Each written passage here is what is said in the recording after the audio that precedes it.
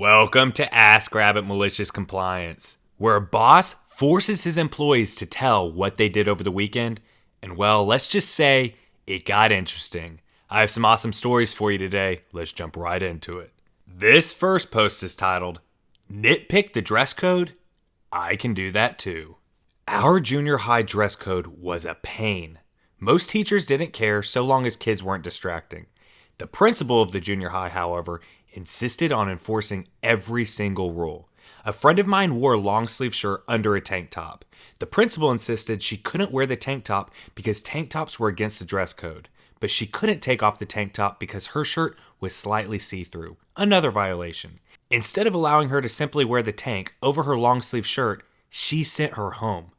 I decided this wouldn't stand. I studied every rule in the dress code to prove how stupid it was. I started off small and worked my way up. No open-toed sandals? This one was easy. I wore open-toed high heels. Nothing in the rules against high heels, and the open-toed rule only applied to sandals the way it was written. Shirts must be tucked into pants. Belts must be worn through belt loops. Knocked out two here by wearing a skirt. Skirts, or at least the one I wore, had no belt loops and wasn't considered pants, so I was not required to tuck in anything or wear a stupid belt.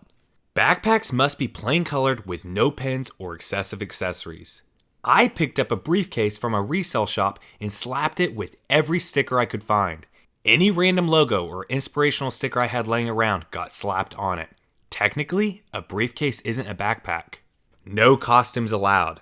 I verified this. My school considered a costume to be anything only worn for a certain period of time or for a certain reason. If you wore all day, it was an outfit, not a costume. I abused this one so badly. Once a week, I dressed up as a lawyer, a clown, a hippie, a Shakespearean actor, a superhero, a cameraman, etc. Complete, of course, with as many accessories as I could handle. So long as I never took them off, this made gym class interesting, they weren't considered part of a costume.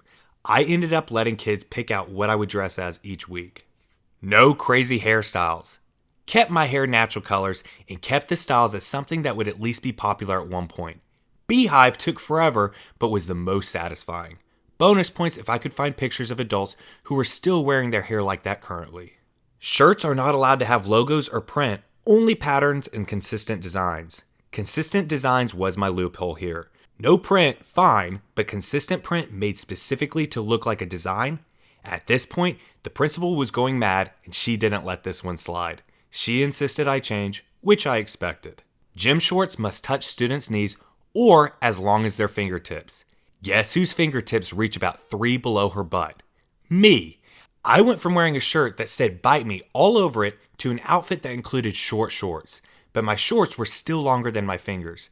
I even offered to change back into my other clothes. At this point of the year, we were almost done with school. Other kids were following my lead and we were driving the principal mad.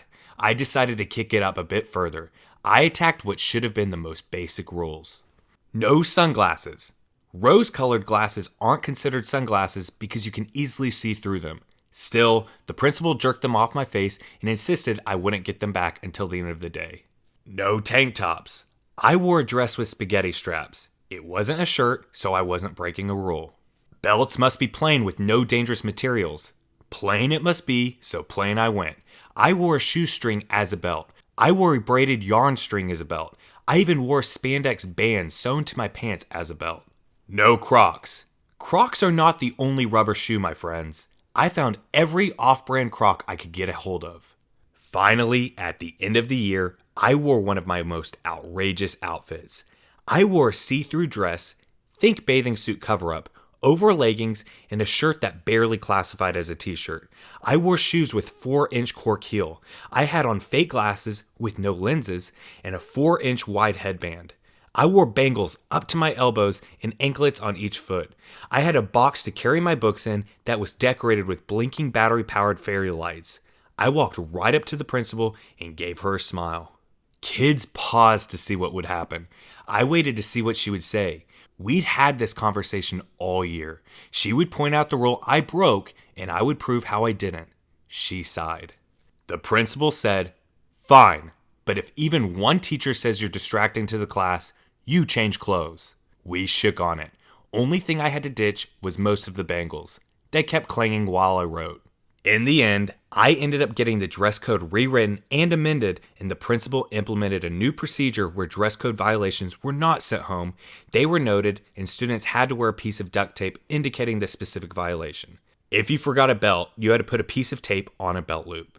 Kids only started to get in trouble after 3 dress code violations in the same week. Since she lightened up on the dress code and how harshly it was punished, she stopped having trouble with kids breaking it all the time. It worked out for everyone. Alright, this next post is titled, "Don't Tell People You're Leaving." Okay, I won't. About 10 years ago, during my first full-time job out of college, I had a boss who decided she hated me.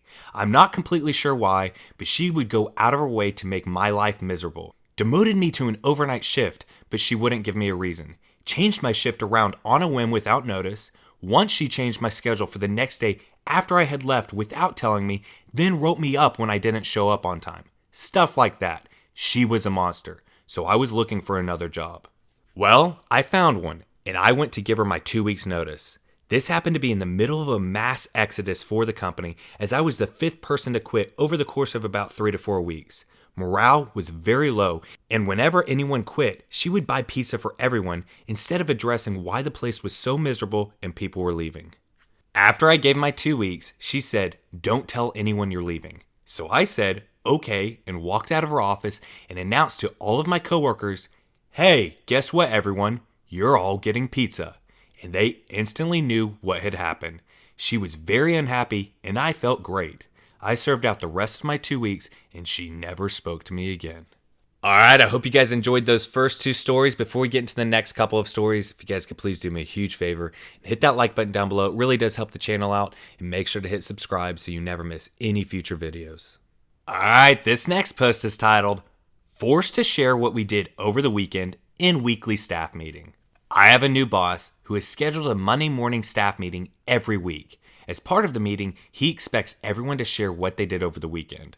To me, a good leader would open the floor and ask if anyone who wanted to volunteer to participate rather than force an uncomfortable situation.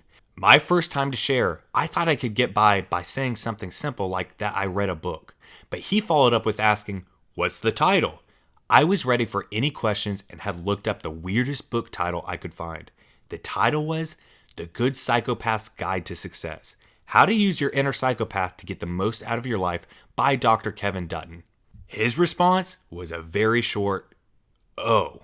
He immediately tried to go to another coworker, but I continued with my share by paraphrasing the synopsis of the book as how psychopaths are focused and stay calm in tense situations, among other good traits. He kept on insisting that everyone share in future meetings, so I kept making things up. He would say, "So what did you do this weekend?" I would say, "Well, my wife and I have a long-haired Siamese cat, and it was my turn to give it a bath." He would say, "How did that go?" And I'd say, "Not too bad, but I just hate the way the fur sticks to my tongue." I usually got big laughs from my coworkers with my shares, and I like to think they looked forward to what I might say next.